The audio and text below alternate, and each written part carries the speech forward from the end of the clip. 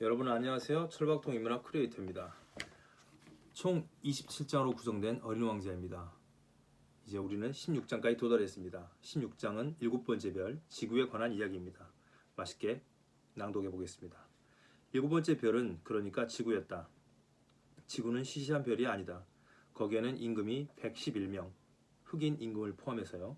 지략자가 7,000명, 상인이 90만 명, 50만 명의 주정뱅이, 3억 1,100만 명의 허영쟁이, 즉 20억 가량 되는 어른들이 살고 있다. 이때 이 글을 쓸 당시에는 20억이 지구에 살았나 봅니다. 지금은 75억 정도가 살고 있습니다. 전기를 발명하기 전까지 6대주 전체를 통틀어 46만 2,511명이라는 엄청난 수의 점등인을 두어야 했다는 말을 하면 지구 넓이가 얼마한가 짐작할 것이다. 좀 떨어진 데서 보면 그것은 찬란한 광경이었다. 이 무리의 움직임은 마치 가극의 발레 움직임처럼 질서정연한 것이었다. 우선 뉴질랜드와 오스트레일리아의 점등인의 차례가 왔다. 그리고 이들이 등필을 켜고 자러 가면 이번에는 중국과 시베리아의 점등인들이 춤을 추러 나온다. 그리고 이들 역시 무대 뒤로 사라지면 다음은 러시아와 인도의 점등인의 차례였다. 그 다음은 아프리카와 유럽, 다음은 남아메리카, 그리고 북아메리카, 남아메리카, 그리고 북아메리카 이런 차례였다. 그런데 그들이 무대에 나오는 차례가 틀린 일은 절대 없었다. 그것은 웅장한 광경이었다. 다만 북극에 하나밖에 없는 장명등을 켜는 사람과 남극에 하나밖에 없는 장명등 켜는 사람만이 한가하고 마음 편한 생활을 하고 있었으니 그들은 1년에 2번밖에 일이 없는 것이었다. 16장이 마무리됩니다.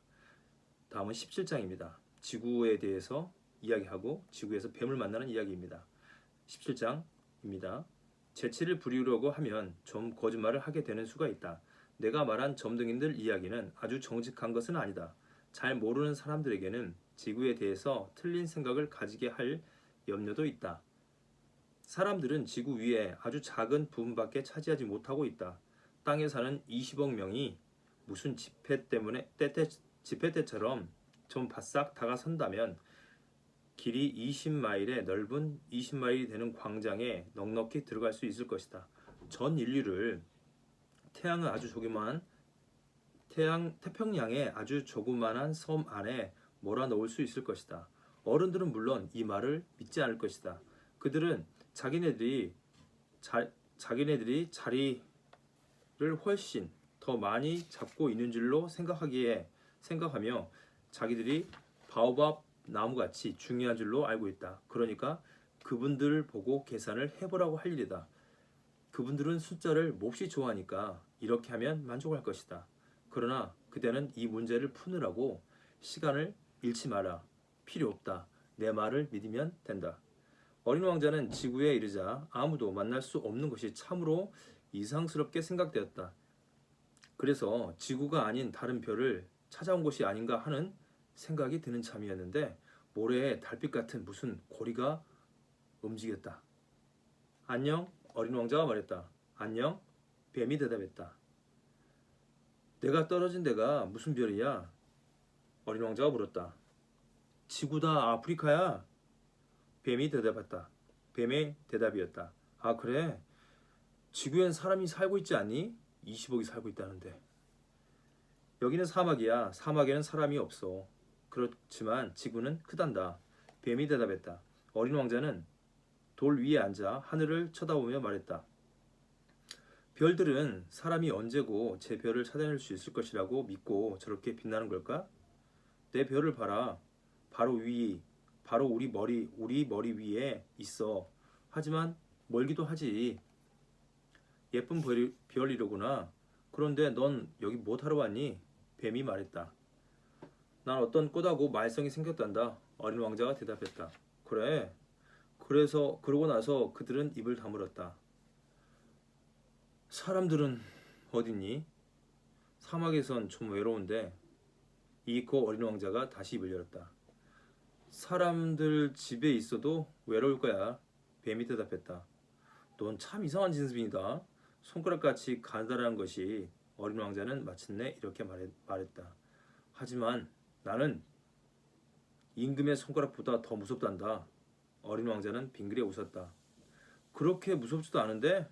넌 다리도 없지? 여행도 못하지? 난 너를 배보다 더 멀리 데리고 갈 수 있어. 뱀은 어린 왕자의 발목에 팔찌 모양으로 감기며 또 이런 말을 했다. 내가 건드리는 사람은 자기가 나왔던 땅으로 돌아가게 되는 거야. 하지만 너는 순진하고 또 별에서 왔으니. 어린 왕자는 대답을 하지 않았다. 그렇게도 연약한 내가 바위투성이 땅 위에 있는 것을 보니 가엾은 생각이 드는구나. 내 별이 몹시 그리우면 B612호죠. 그리우면 내가 언제고 널 도와줄 수 있어. 나는. 알았어. 그런데 어째서 너는 수수께끼처럼 이야기하니? 어린 왕자가 말했다. 난 그걸 모두 풀어주니까. 그리고 나서 그들은 입을 다물었다. 17장이 마무리됐습니다. 이제 18장입니다. 꽃과의 만남에 대한 이야기입니다. 어린 왕자는 사막을 걸었으나 만난 것이라고는 꽃 하나밖에 없었다. 꽃잎이 셋 달린 아주 하찮은 꽃이었다. 안녕? 어린 왕자가 먼저 말했다. 안녕? 꽃이 대답했다. 사람들은 어디 있니? 어린 왕자는 공손히 물었다. 이렇게 물어야겠네요. 사람들은 어디 있니? 어린 왕자는 공손히 물었다. 이 꽃은 어느 날 상인들이 지나가는 것을 본 일이 있었다. 사람들? 67명 있기는 있나봐. 몇 년 전엔가 그 사람들을 본 일이 있어. 그렇지만 어딜 가야 만날지는 도무지 알 수가 없어. 바람에 불려 돌아다니니까. 사람들은 뿌리가 없어. 그래서 많은 불편을 느끼는 거야. 잘 있어. 어린 왕자가 말했다. 잘 가. 꽃이 대답했다. 이렇게 18장이 마무리됩니다.